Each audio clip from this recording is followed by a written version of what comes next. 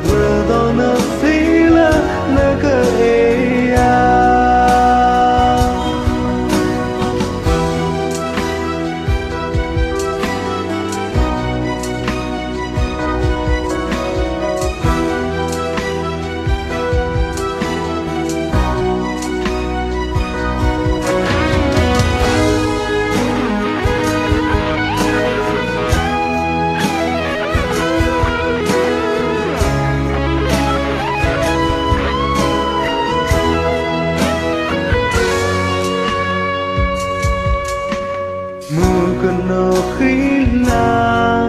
loi du me ta u te pa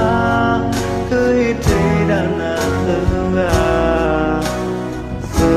na ka te na e do te la ya ta na te tu ga lo wi lo wa ya ta so ku mu na le pole ti ni halo kwe ta ku ki ga dai ni ka mui pe ya do ni ma ka le ka me we ya ta so ta ka le ku do na so ku mo te de ko ta ya ta mi ma po ta you